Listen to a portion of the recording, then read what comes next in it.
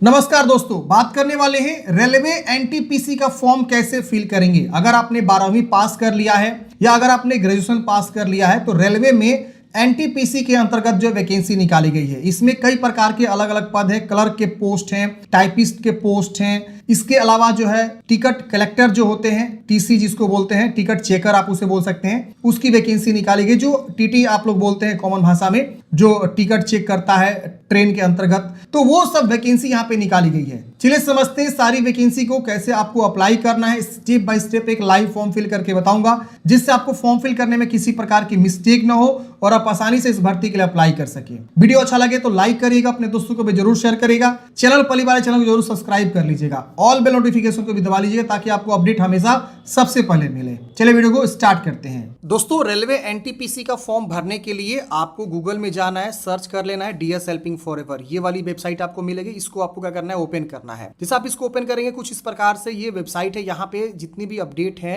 वो सारे अपडेट यहाँ पे आपको देखने को मिलते हैं। यहाँ सर्च बार मिलेगा, सर्च बार में लिखना है एनटीपीसी। जैसे आप ये लिखेंगे सबसे ऊपर में देखिए रेलवे एनटीपीसी 12वीं व ग्रेजुएट युवाओं के लिए 8,870 पदों वैकेंसी निकाली गई है। अब इसमें देखेंगे तो देखिए दो प्रकार की वैकेंसी है। एक आपकी जो है ना 12वीं पास पे है, जिसको हम लोग अंडर ग्रेजुएट लेवल बोल रहे हैं, और एक आपका ग्रेजुएशन पास पे है, जिसको हम लोग ग्रेजुएट लेवल पे बोल रहे हैं। अब इन दोनों का जो है अप्लाई स्टार्ट डेट जो है 21 अक्टूबर से ग्रेजुएट लेवल वाला, 28 अक्टूबर से अंडर ग्रेजुएट वाला हुआ है। और इन दोनों का लास्ट डेट भी अलग अलग है। ग्रेजुएट लेवल वाला का 20 नवंबर है, अंडर ग्रेजुएट वाला का 27 नवंबर है। फॉर्म फी दोनों का सेम है, लेकिन नंबर ऑफ वैकेंसी अलग अलग है। ग्रेजुएट लेवल पे 5,817 वैकेंसी है, अंडर ग्रेजुएट पे 3,058 वैकेंसी है। इस तरह से 8875 पदों वैकेंसी आपकी निकाली गई है। अगर हम बात करें ग्रेजुएट लेवल पे नंबर ऑफ पोस्ट की, तो देखिए यहाँ पे अलग अलग पोस्ट वाइज वैकेंसी। टाइपिस्ट की जो है 971 वैकेंसी है, टिकट सुपरवाइजर के 661 है। इसके अलावा सीनियर क्लर्क कम टाइपिस्ट के 638 है। गुड्स ट्रेन मैनेजर की आपकी जो है 3423 पद, ये भी काफी शानदार पोस्ट होता है। सीनियर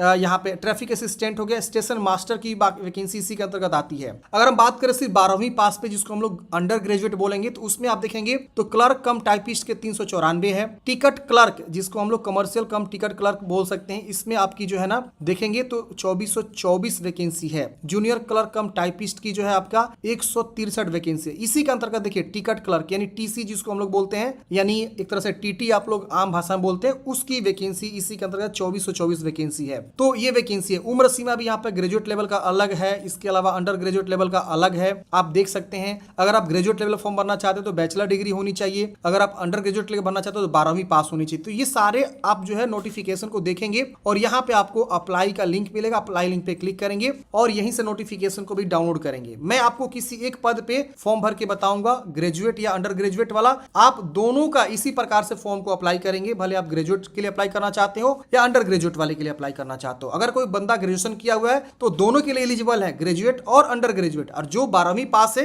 वो सिर्फ जो है अंडर ग्रेजुएट के लिए अप्लाई कर सकता है। फॉर्म भरने के लिए जब आप इस वेबसाइट पे आ जाएंगे तो यहाँ पे देखिए लॉगिन का ऑप्शन मिलता है, क्रिएट एन अकाउंट का ऑप्शन मिलता है। तो लॉगिन पे हम क्लिक करते हैं, क्योंकि मेरे पास ऑलरेडी पहले से अकाउंट बना हुआ है। अगर आपके पास पहले से अकाउंट नहीं बना है तो क्रिएट एन अकाउंट पे क्लिक करके यहाँ पे आप बेसिक सी जानकारी भर के अकाउंट बना सकते हैं, पासवर्ड वगैरह बना सकते हैं। मेरे पास ऑलरेडी अकाउंट है तो हम सीधे यहाँ लॉगिन पेज पे क्लिक करेंगे। यहाँ पे लॉगिन विद आरआरबी या लॉगिन विद आधार पे क्लिक करेंगे। कोई सा भी ऑप्शन के थ्रू हम क्या करेंगे, यहाँ पे लॉगिन हो जाएंगे। दोस्तों, वीडियो में आगे बढ़ने से पहले आप सबको बताना चाहूंगा, रेलवे एनटीपीसी का अगर आप तैयारी करना चाहते हैं ग्रेजुएट और अंडर ग्रेजुएट दोनों के लिए, तो संपूर्ण गाइड जो है मार्केट में आ चुका है, जिसमें आपको 44 चैप्टर्स, इसके अलावा 2025 के सॉल्व पेपर भी इसमें इंक्लूड है। दिशा पब्लिकेशन के द्वारा जो है ये बुक लॉन्च किया गया है। इसमें आपको सॉल्व पेपर 16-17, इसके अलावा 21-22 का भी मिलेगा। इसके अलावा 2025 का जो एग्जाम हुए हैं उसका भी आपको सॉल्व पेपर देखने को मिलेगा। प्रॉपर जो है डिटेल सिलेबस जो भी है आपके नोटिफिकेशन में, उसके अकॉर्डिंग, उसके बेस्ड पे जो है ये आपके जो है संपूर्ण गाइड तैयार किया गया है। इसमें आप देख सकते हैं पूरा सिलेबस है। आपको यहाँ पे सिलेबस में दिखाता हूँ और प्रॉपर अच्छे से यहाँ पे जो है चैप्टर वाइज यहाँ पे आपको दिया गया है। इसके अलावा इनका जो है ना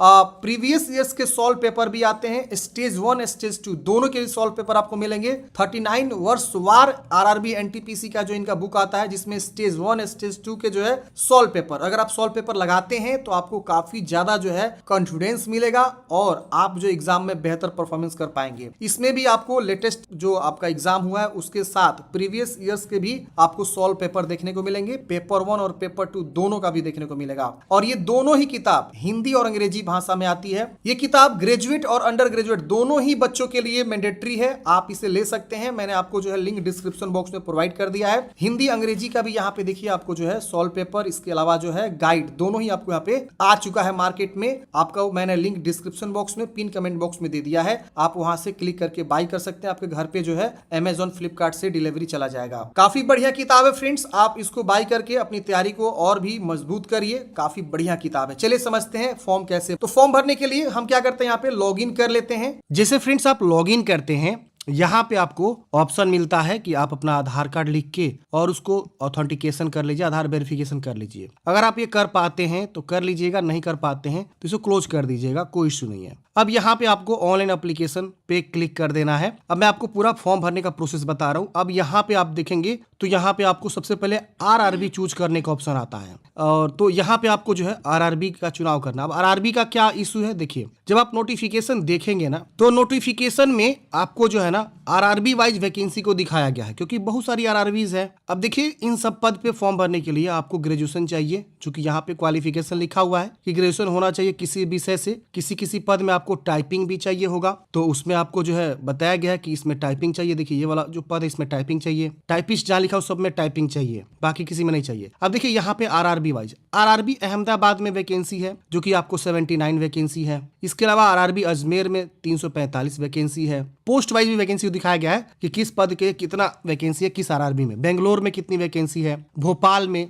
भुवनेश्वर में। अब आपको ये डिसाइड करना है कि आप किस आरआरबी के लिए फॉर्म भरना चाहते हैं। अगर मान लीजिए सपोज आपने अभी हाल ही में आरआरबी का रिजल्ट देखा होगा, तो वहां पे कट ऑफ भी देख लीजिएगा, किस में ज्यादा कट ऑफ जाता है, किस में कम जाता है, बच्चे कहाँ ज्यादा फॉर्म भरते हैं, तो इस पर भी निर्भर करता है। प्लस आपको ये भी देखना है कि जो भी आप आरआरबी भर रहे हैं, जैसे मान लीजिए सपोज आप सोच रहे हैं कि पटना से भरें, और पटना से आप भर रहे हैं, लेकिन यहाँ पे देखेंगे तो पटना का जो ओबीसी सीट है उसमें एक भी सीट नहीं है। ये देखिए, तो अगर आप पटना भर देंगे ना तो कोई फायदा नहीं होगा, क्योंकि आपकी ओबीसी कैटेगरी में एक भी सीट नहीं है। तो आप अपना कैटेगरी को भी देखिए कि किस कैटेगरी में हमारा जो है सीट है, और उस अकॉर्डिंग आप जो है अपना आरआरबी चूज करेंगे। आरआरबी चूज करने से एक ही बेनिफिट होता है कि आपका एग्जाम जो है, मतलब हो सकता है कि उधर भी भेज दे, और नहीं तो हो सकता है कि आपको इधर आपके नियरेस्ट लोकेशन के अनुसार भेज सकता है एग्जाम, लेकिन जॉब लोकेशन उसी आरआरबी में लगेगा, ये ध्यान रखना है। तो अगर आप रांची चूज करेंगे तो आपका जॉब जो है रांची के ही आरआरबी में लगेगा। सिकंदराबाद चूज करेंगे तो आरआरबी सिकंदराबाद में लगेगा, तो ये भी होता है। लेकिन आपको ये जरूर ध्यान देना है कि आपका कट ऑफ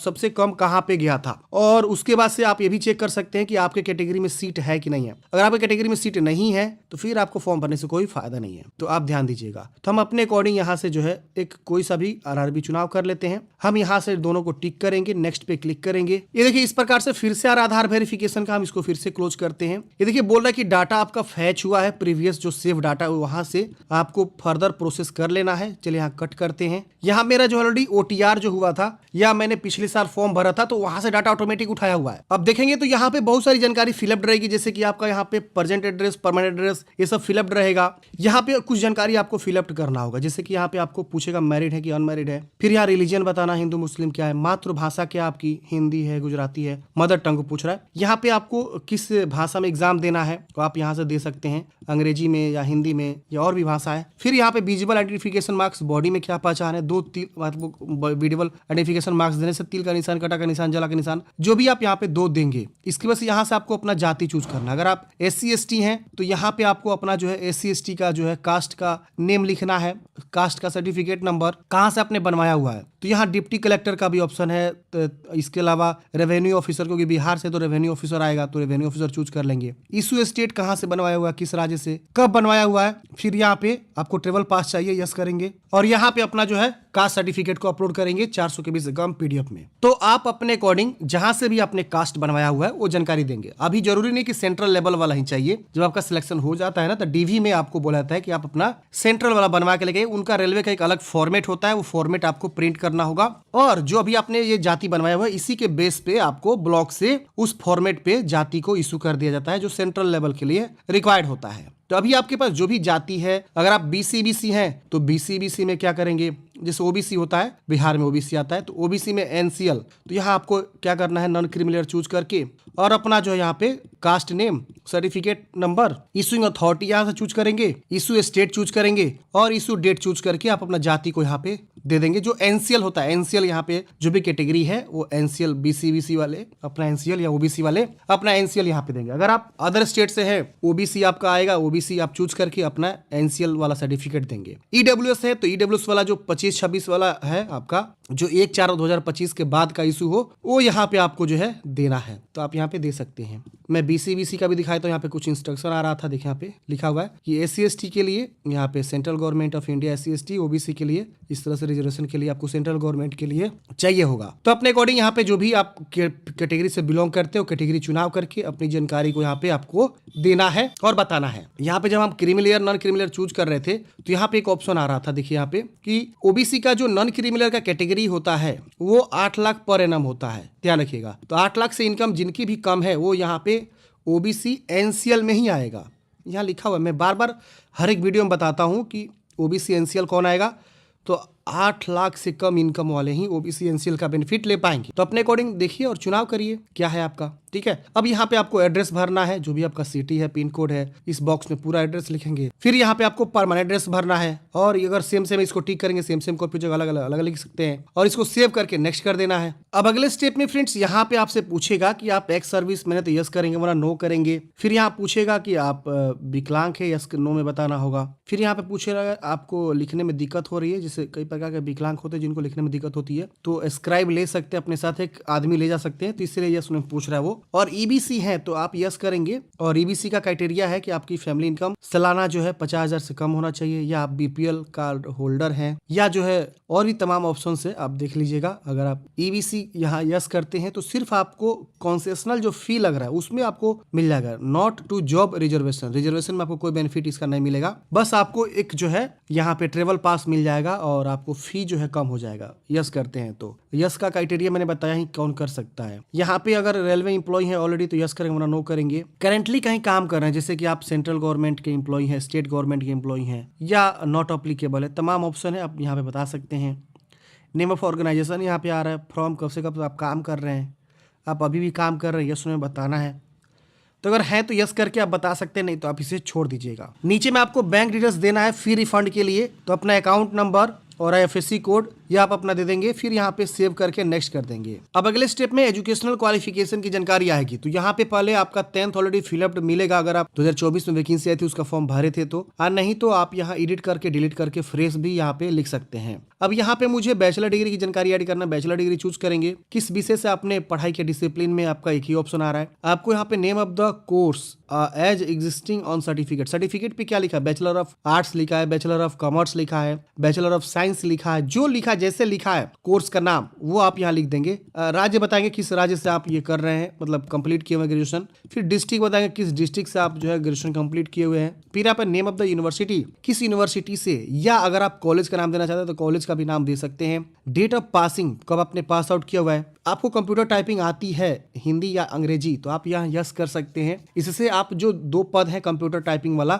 उसके लिए एलिजिबल हो जाएंगे। अगर आप यहाँ नो कर देते हैं तो वो दोनों पद से आप हट जाएंगे, तो आप कर दीजिए, बाद में आप टाइपिंग सीख लीजिएगा और इसको ऐड करेंगे। जैसे ऐड करेंगे ये भी जानकारी इसी प्रकार से जिस तरह से मैट्रिक ऐड हुआ है इसके नीचे जस्ट आपका शो करना शुरू कर देगा, और ये ग्रेजुएशन की जानकारी ऐड करने के बाद से आपको यहाँ पे नेक्स्ट बटन पे क्लिक करना है। अब यहाँ पे अगले स्टेप में आपको फोटोग्राफ अपलोड करनी है जो कि पासपोर्ट साइज बोला गया है, और यहाँ आपको एक सिग्नेचर भी अपलोड करनी है, और यहाँ पे आपको कैप्चर लाइव फोटो भी आपको अपलोड करनी है फ्रॉम मोबाइल, या अगर आपका जो पीसी है उसमें अच्छा कैमरा है लगा है तो आप यहाँ पे क्लिक करेंगे तो यहाँ पे यस करना होगा, और आपको केवल 5 मिनट में 3 बार ही कैप्चर करने की अनुमति है। हल्के रंग की पृष्ठभूमि वाले प्रकाश पे आपको अपलोड करना। जैसे मैंने क्लिक किया, अब बोल रहा है कि blink your eyes for verification, please blink your eyes. Blink करेंगे तुरंत मेरा फोटो खींच देगा, देखिए खींच दिया। अब यहाँ पे वो शो भी कर देगा। अगर आप चाह रहे हैं मोबाइल से कैप्चर करना तो आप capture live image from mobile, इस पर क्लिक करेंगे और बोल रहा है स्कैन द QR कोड। अब इस QR कोड को हम क्या करेंगे, स्कैन करेंगे। देखते हैं क्या ऑप्शन आता है, मैं एक बार चेक कर लेता हूँ। और बोल रहा है कि इंटर RRB अकाउंट क्रेडेंशियल, आपको RRB अकाउंट क्रेडेंशियल देना होगा, जैसे कि आपका मोबाइल और पासवर्ड या ईमेल या पासवर्ड या आधार से भी लॉगिन कर सकते हैं। और आप यहाँ पे जो है लाइव फोटो अपलोड कर सकते हैं आपके मोबाइल कैमरा से। तो ये इस QR कोड को स्कैन करिए, वेबसाइट पे लेके जाएगा, वहाँ पे लॉगिन करिए और मोबाइल कैमरा का यूज करके आप जो है फोटो खींच सकते हैं। वाइट होना चाहिए, सैंपल दिया हुआ देखिए यहाँ पे इस तरह से, देखिए ना सैंपल। अगर कोई मुस्लिम लेडीज है तो इस प्रकार से फोटो खींच सकती है, कोई इश्यू नहीं है। क्योंकि मैं लेडीज का फॉर्म भर रहा हूँ तो लेडीज का सैंपल दिखाया गया, अगर आप मेल होंगे तो मेल का सैंपल यहाँ पे दिखाई देगा। तो वही सेम व्हाइट बैकग्राउंड बढ़िया सा फोटो आपको चाहिए। लेकिन फ्रेंड्स यहाँ पे आप देखेंगे तो यहाँ पे आपको जो है ना सिर्फ लाइव फोटो ही खींचने का ऑप्शन आ रहा है। यहाँ पे आपको ब्राउज करके जो फोटो आता है वो आपको ऑप्शन नहीं दिख रहा है, क्योंकि यहाँ पे आता तो वहाँ पे शो होता है। यहाँ पे देखिए सिर्फ सिग्नेचर ब्राउज करने का आ रहा है, यहाँ पे लाइव ही यहाँ पे आपको सिर्फ फोटो अपलोड करना है और यहाँ सैंपल दिया हुआ है, आप यहाँ पे देख सकते हैं। इस प्रकार का आपका फोटो चाहिए होगा, ठीक है ना। कैप्चर लाइव इमेज का आपको सिर्फ आ रहा है ऑप्शन, आप लाइव ही फोटो खींच सकते हैं, अपलोड नहीं कर सकते स्कैन करके। चलिए हम लाइव फोटो खींच करके सेव करके नेक्स्ट करते हैं। नेक्स्ट करते हैं फ्रेंड्स। अब आपको यहाँ पे जो है ना प्रीफरेंस देना है, जैसे कि अलग अलग पोस्ट हैं तो पहला पोस्ट किसको आप प्रेफर देंगे, दूसरा को, तीसरा को। तो अब मान लीजिए यहाँ पे मेरे केस में गोरखपुर मैंने RRB से अप्लाई किया तो यहाँ पे 5 जो है पोस्ट हैं। तो हम फिर से जो है RRB गोरखपुर में देखें कितना सीट है और उसके अकॉर्डिंग हम प्रीफरेंस को देंगे। जैसे हम चाहते हैं कि टाइपिस्ट वाला जो काम है वो हम उसको लास्ट में देंगे, हम बढ़िया पद पहले सिलेक्ट करेंगे। तो अपने अकॉर्डिंग आप यहाँ से चुनाव करेंगे, इसको पहले, दूसरा को पहले, तीसरा को किसको। तो ऐसे आप यहाँ पे दे सकते हैं अपने अकॉर्डिंग। तो आप अपने अकॉर्डिंग देख लीजिए किसको हम पहले प्रेफरेंस देना है, किसको बाद में देना है। अब यहाँ पे आपको अपना प्लेस लिखना है जहाँ से भी आप फॉर्म भर रहे हैं। उसके बाद यहाँ पे आपको डिक्लेयर करना है और यहाँ इसको भी सेव कर देना है। ये डाटा सेव हो गया। अब आपको प्रीव्यू करना है। प्रीव्यू करते यहाँ देखिए सारा जानकारी खुल के आ जाता है जो भी अपने जानकारी फॉर्म भरते में दिया हुआ है। अब यहाँ पे आपको टिक करना है कि हाँ आपने डाटा को चेक कर लिया है, सब चीज सही है। कुछ गलती है तो एडिट करेंगे यहाँ नीचे में, नहीं गलती है तो यहाँ देखिए एक बटन है सबमिट का, सबमिट पे क्लिक करेंगे। सबमिट करते ही पूछेगा कि आप श्योर हैं बाद में करेक्शन नहीं कर सकते, तो आप यहाँ सबमिट कर देंगे। प्लीज वेरीफाई योर आधार। अच्छा आधार वेरिफिकेशन मांग रहा है, मैंडेटरी कर दिया आधार वेरिफिकेशन। चलिए हम यहाँ इसको कैंसिल करेंगे। कैंसिल करके हम होम पेज पे आएंगे और उसके बाद से हम यहाँ पे आधार कार्ड की संख्या लिखेंगे। जनरेट OTP पे क्लिक करेंगे, तुरंत OTP जाएगा, उसको यहाँ लिखेंगे और इसको टिक करके वेरीफाई कर देंगे। वेरीफाई करते ही फ्रेंड्स हमारा क्या हो जाएगा, आधार वेरीफाई हो जाएगा। और उसके बाद से हम फिर से जो है जाएंगे ऑनलाइन एप्लीकेशन या नीचे में और फिर से हम कंटिन्यू करके फॉर्म को सबमिट कर देंगे। तो ऐसे आपको क्या करना है, फॉर्म सबमिट कर देना है। उसके बाद से अगला स्टेप आपको पेमेंट का आएगा, पेमेंट जमा करना है और लास्ट में प्रिंट आउट निकाल लेना है।